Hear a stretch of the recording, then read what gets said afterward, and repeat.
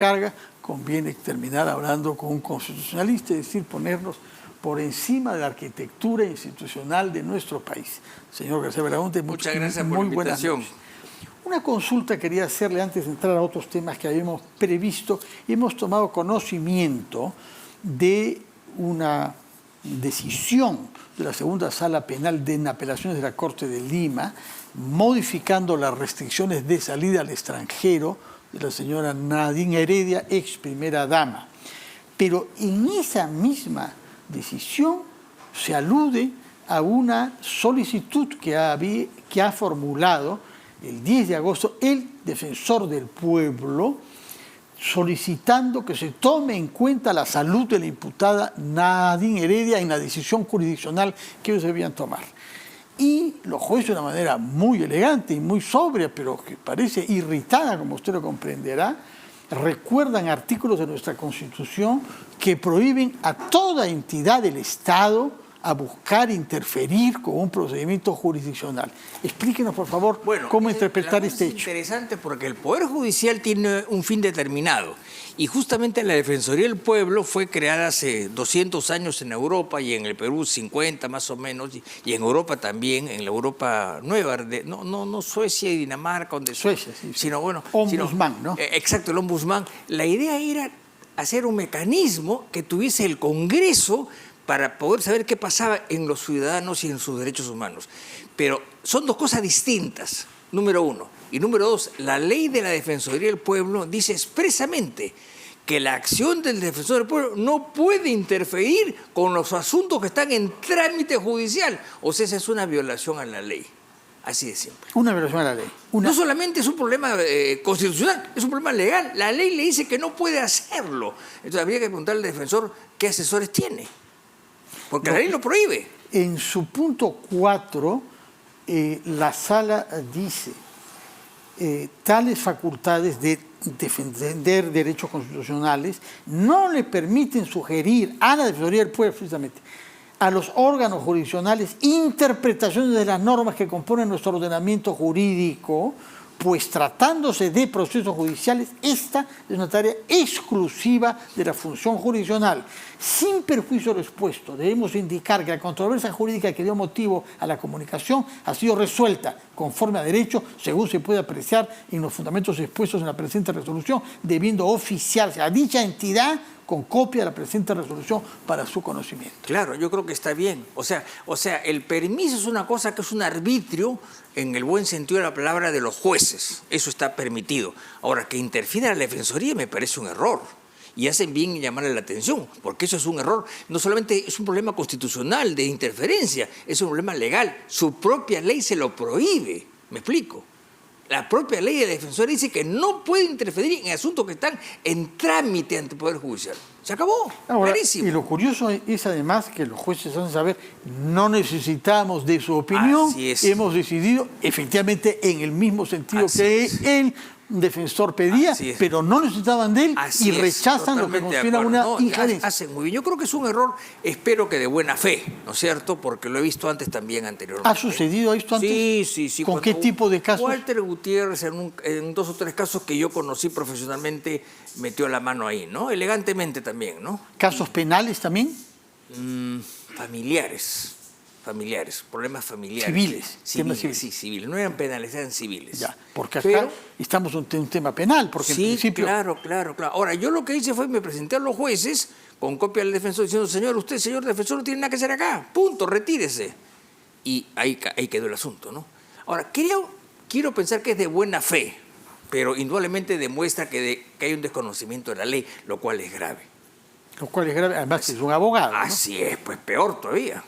Ahora, es curioso que en la resolución se dice en el punto 3, ofíciese a la Defensoría del Pueblo con copia certificada de la presente resolución. ¿Para qué? Para decirle, señor, este es lo que usted no debió haber hecho, punto. Es una manera de llamarle la atención elegantemente, ¿no? De acuerdo. Como no es parte del proceso el defensor del pueblo, no es parte del proceso, no va a ser notificado del proceso, entonces dice, no, envíese una copia certificada. ¿Para qué? Para que sepa que lo que usted ha hecho ha sido mal.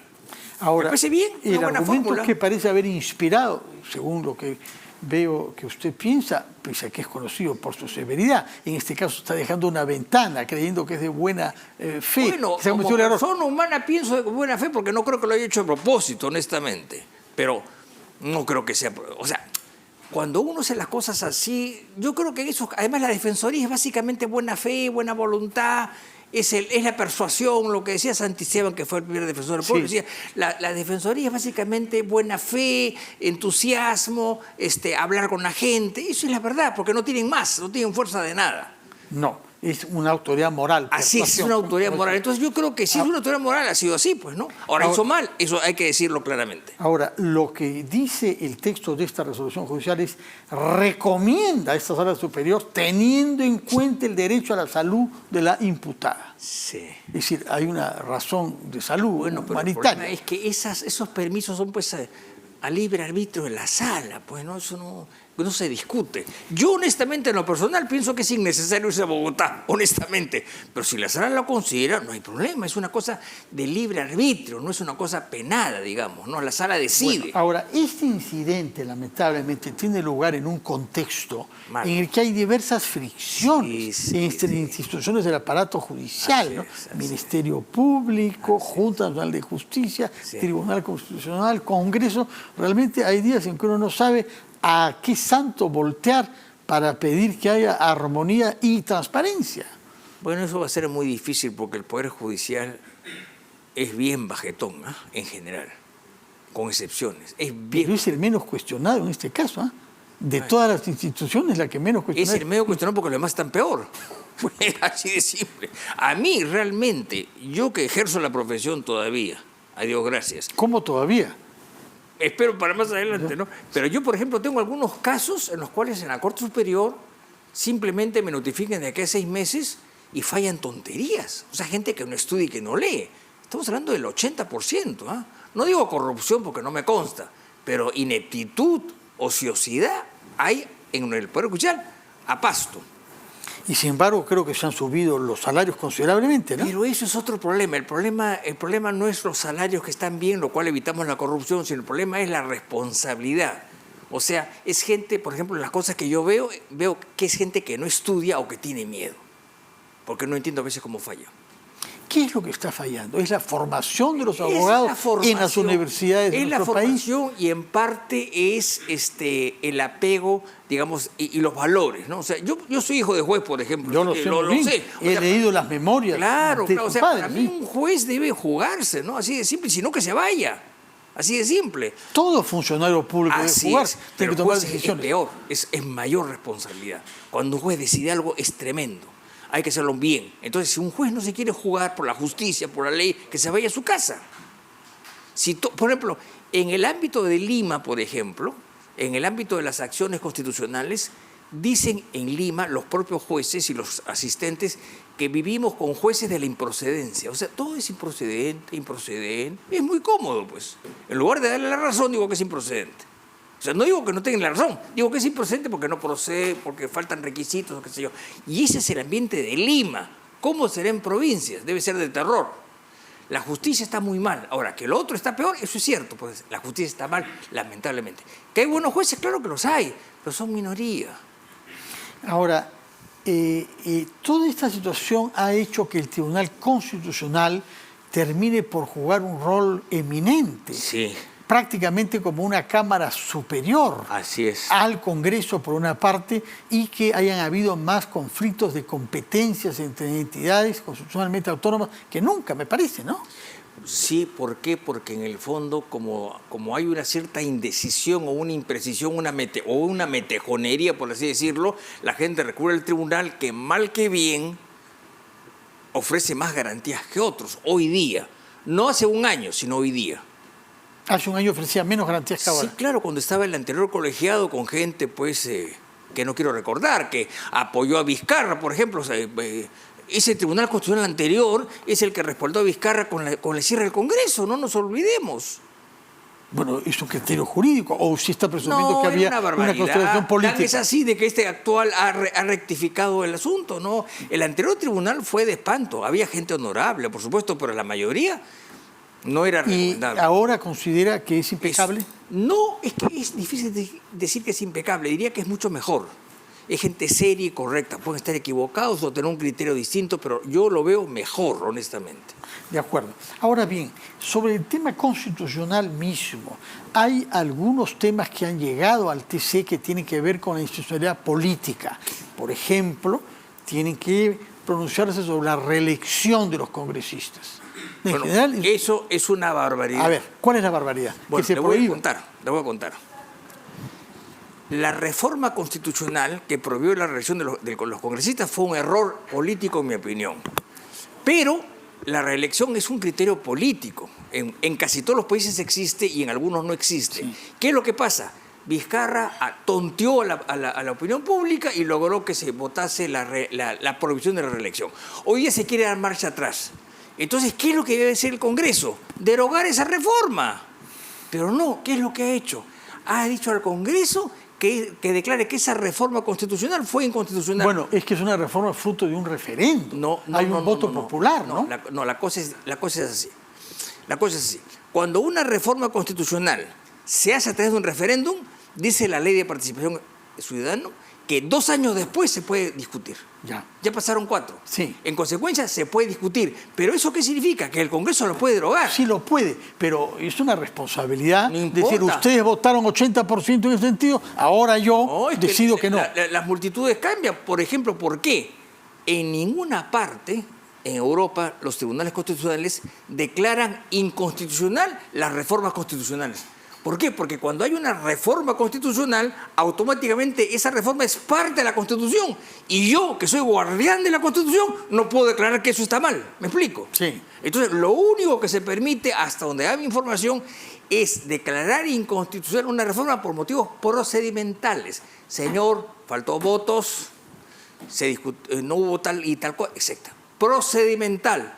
Y en el caso prototipo que hay, declaración de inconstitucionalidad en América es Colombia.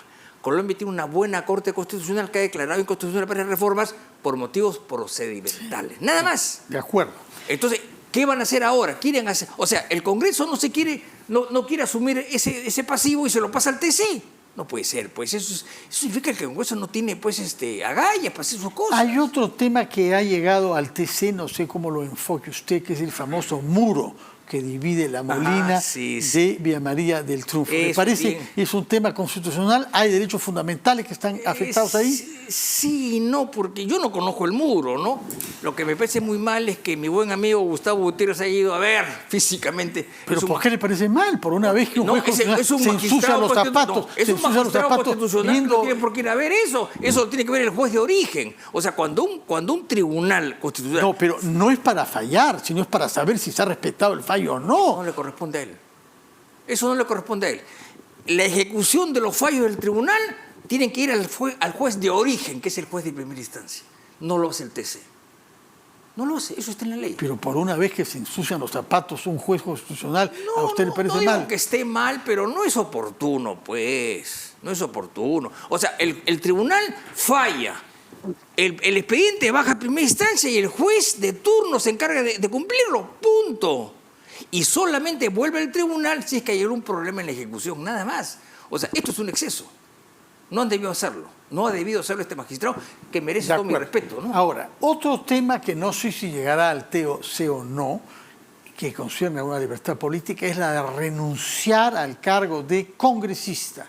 El tema está muy asociado con el jurista Javier Vallerrista. Que sí, bueno, bien. Hace años. Lo hemos mencionado también ahora porque él es uno de los que presentó el recurso pero hace 20 años. Polay, por Víctor Polay. Sí, uno de, Javier Vallerista presentó un amparo porque quería renunciar y al final la perdió y consiguió que la Corte dijera: usted puede renunciar siempre y cuando se lo apruebe el Congreso, y el Congreso nunca se lo aprobó.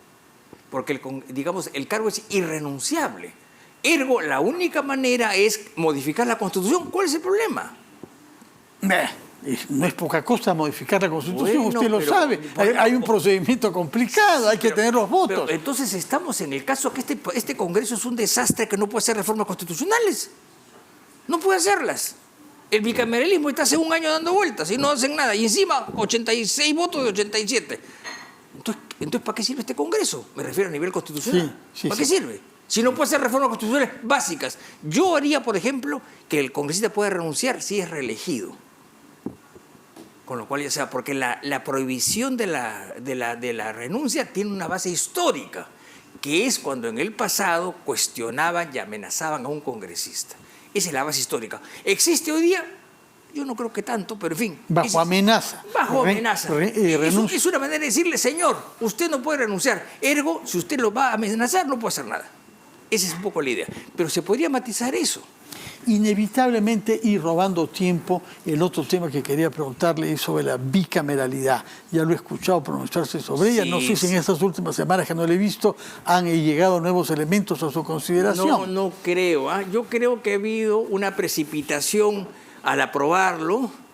Yo hablé con la congresista Paredes, que fue a la cual casi se le obliga para que dé un voto a favor, y ella me dijo en un canal de televisión esa noche que ella no estaba en contra del bicameralismo, pero el problema es que nadie le había dicho nada y que lo habían puesto en la agenda pues al caballazo, ¿no? Entonces tenía razón, eso se consensúa. Y lo más grave es que el proyecto aprobado es una copia del Senado de la Carta del 79, o sea, hace 44 años. No lo han revisado. Eso es irresponsable, indudablemente. ¿Por qué no lo revisan? ¿Me explico? ¿Qué garantías ofrece que un sistema con 2 cámaras sea más eficiente que el actual? No ofrece que sea más eficiente. Ofrece que tengan, digamos, la garantía que tiene es que hay una división del trabajo. Hay cosas que solamente vería el Senado. 1 y 2, hay más calidad. Porque el Senado sería gente de mayor edad, puede ser Distrito Nacional Único, etcétera, etcétera, ¿no? Habría más calidad, porque realmente una sola Cámara de 130 no representa a nadie, está sobrecargada de trabajo y encima no hay calidad.